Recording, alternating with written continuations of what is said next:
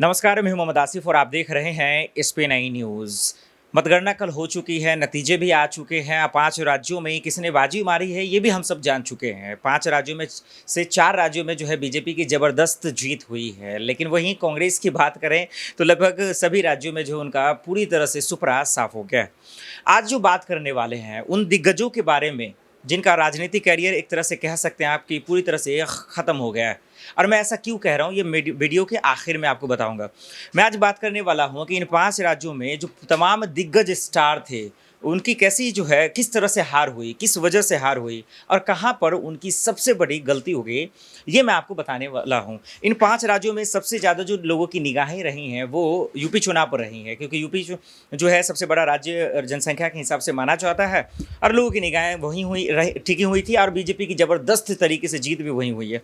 तो इसलिए सबसे पहले हम लोग बातचीत करते हैं कि यूपी में कौन कौन ऐसे दिग्गज थे, मंत्री थे, नेता थे जिनका किस्मत दांव पे लगा हुआ था और इस बार पूरी तरह से हार चुके हैं। आइए एक नज़र डालते हैं, आपको कोशिश करते हैं दिखाने के लिए कि कैमरामैन यहाँ दिखाएंगे कि सबसे पहले उत्तर प्रदेश पे अगर बात करें, जो उत्तर प्रदेश में कौन कौन से दिग्गज थे जो इस बार उनको हार का सामना करना पड़ा है।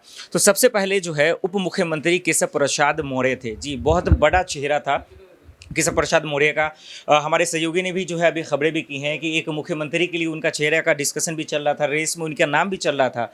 लेकिन 2022 के नतीजे उनके फेवर में नहीं आए और उन्हें हार का सामना करना पड़ा। इसके पीछे वजह भी बताई है, तो तमाम पार्टियों के बारे में बताते हैं कि किसकी किसकी हार हुई है, फिर आपको बताते हैं कि आखिर इनकी जो हार हुई है किस वजह से हुई है। ये जानना आपके लिए बेहद ज़रूरी है और इसका जो है किस्मत अब पूरी तरह से और भी दांव पे लग गया है कि इनका अब फ्यूचर में क्या होगा वो मैं आपको बताऊंगा। वहीं आपको बता दें कि यूपी की कैबिनेट से जो इस्तीफा देकर सपा में शामिल हुए थे, होने वाले नेता थे, वो थे धर्म सिंह सैनी। उनका भी जो है हार का सामना करना पड़ा। योगी कैबिनेट से इस्तीफा देकर सपा में शामिल होने वाले एक और थे स्वामी प्रसाद मौर्य, जिसको लेकर उस टाइम मैं लखनऊ में मौजूद था। कितना तहलका मचा, कोहराम मचा, बवाल मचा कि बीजेपी की जो लुटिया डूब गई, अब बीजेपी को कोई हरा नहीं सकता है, जिता नहीं सकता है।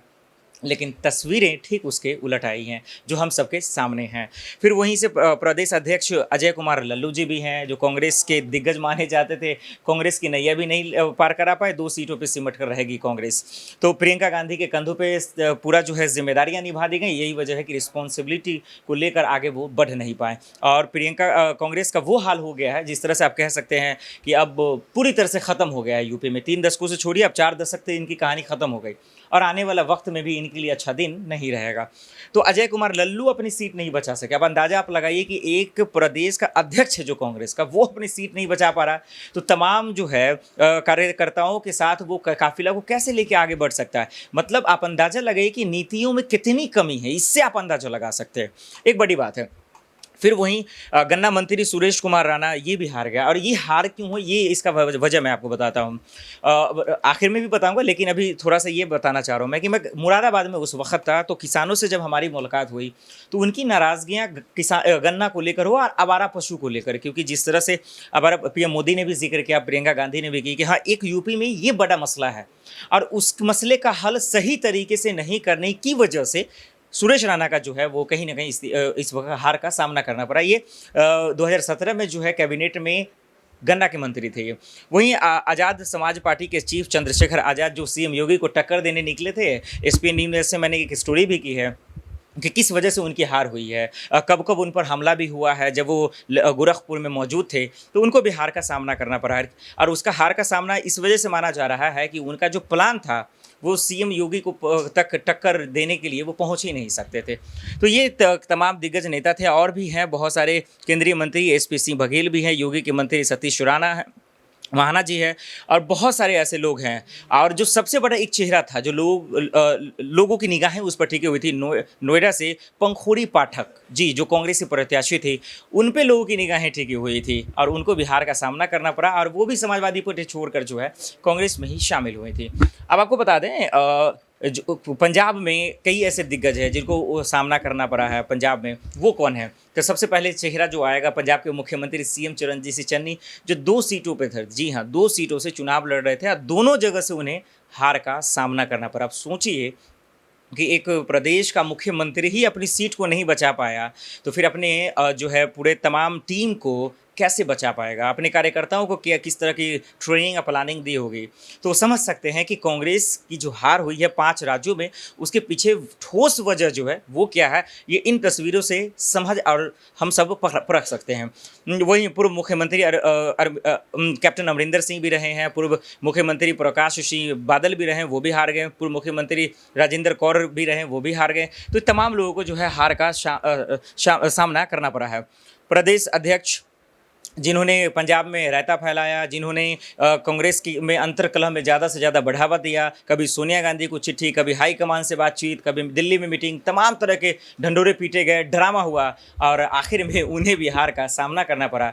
तो यूपी में भी कांग्रेस के अध्यक्ष अजय कुमार लल्लू को हार का सामना करना पड़ा, पंजाब में भी कांग्रेस के अध्यक्ष जो है नवजोत सिंह सिद्धू को हार का सामना करना पड़ा। तो इससे अंदाज़ा लगाइए कि कांग्रेस कितनी स्ट्रांग होकर पंजाब में, यूपी में चुनाव लड़ रही थी और वही बीजेपी को मुकाबला कर रही थी। आप अंदाज़ा लगाइए कि ऐसी पार्टी बीजेपी को मुकाबला करेगी जो 2014 के बाद से हार का सामना ही नहीं की है, चाहे वो लोकसभा चुनाव हो या विधानसभा। 4 बार चुनाव हुए हैं 2014 के बाद, एक बार भी हार का सामना नहीं हुआ। इतनी बड़ी पार्टी को इतने हल्के में लेकर कांग्रेस जो है कह रहे थे कि इस बार 300 के पार। अजीबोगरीब बात है और इसी से आप अंदाज़ा लगे कि आज कांग्रेस पार्टी कहाँ है।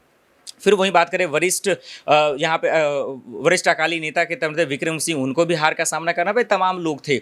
अब उत्तराखंड की बात करते हैं। उत्तराखंड में भी जो है यहाँ बीजेपी की भले ही जीत हुई है, लेकिन सीएम अपनी सीट नहीं बचा पाए। ये एक बड़ी बात रही है जो उनके लिए मुसीबत भी बन गई कि आखिर एक सीएम अपनी सीट नहीं बचा पा रहा। और इसका वजह जो माना गया है ये थोड़ा सा समझने वाला है, क्योंकि उत्तराखंड में 3 सीएम बदले गए और उसी वक्त गुजरात में भी ऐसा हुआ था।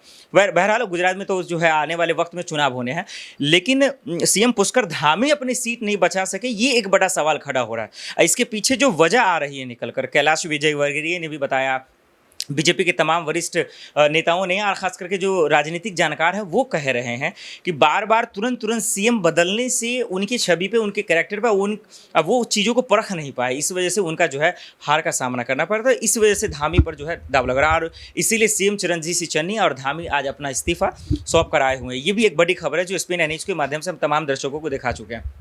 इसमें तो उत्तराखंड में ये 2 नाम थे और एक और नाम है उत्तराखंड में जो कांग्रेस के पूर्व मुख्यमंत्री भी रहे हैं, उत्तराखंड के पूर्व मुख्यमंत्री रहे, माफ़ कीजिए, कांग्रेस के बड़े चेहरा रहे हैं, इस बार के सीएम चेहरा भी रहे हैं, हरीश रावत, जो कांग्रेस में पंजाब में जो अंतर्कलह चल रही थी उसको सुलझाने के लिए गए थे, खुद उलझ कर आ गए। हम लोग खबरें बता रहे थे आपको, उनकी भी करारी हार हुई है। तो जो सीएम के चेहरा थे दोनों की दोनों हार हुई। तो आप अंदाज़ा लगा सकते हैं कि सिर्फ बीजेपी को एक जगह से झटका तो नहीं लगा है, बतौर सीएम चेहरे पर झटका लगा है, लेकिन वहाँ से उत्तराखंड में जीत हुई है। लेकिन पंजाब का जो आंकड़ा लगातार मिट्टी में मिला है, आप इसको अंदाज़ा लगाइए कि कांग्रेस की स्थिति ऐसी हुई है, इसके पीछे सबसे बड़ी वजह क्या है वो बताने की ज़रूरत नहीं है, आप समझ रहे हैं। गोवा में भी ये सब स्थिति हुई है तमाम जगहों में, लेकिन जो 3 जिले थे, 3 स्टेट थे, राज्य, यहाँ सबसे बड़ा जो है फैक्टर पड़ा है और इन दिग्गजों का जो है पत्ता पूरी तरह से कट गया, सुपड़ा साफ हो गया। अब देखना यही होगा कि फ्यूचर में यानी भविष्य में क्या जनता इन पर विश्वास करेगी, क्या ये दोबारा चुनाव लड़ेंगे, बड़ा सवाल है जिसके लिए इंतज़ार करना होगा। लेकिन जो 10 मार्च के नतीजे हुए, जो तमाम बीजेपी ने लगभग 4 राज्यों में जो जीत की होली खेली है, उसका जो है कहीं ना कहीं दर्द तो होगा तमाम पार्टियों को जो मुकाबला नहीं कर पाए बीजेपी के लिए। अब देखना होगा कि आज प्रशांत किशोर ने कहा तो है कि अब 2024 में असल लड़ाई होगी। अब इस जो असली लड़ाई है इसमें कौन कौन पार्टियां होंगी, बीजेपी का सामना कौन करेंगे, कौन मुकाबला करेंगे, ये एक सवाल बनकर रह जाएगा। फिलहाल इतना ही, बाकी खबरों के लिए देखते रहें SPN न्यूज़। नमस्कार।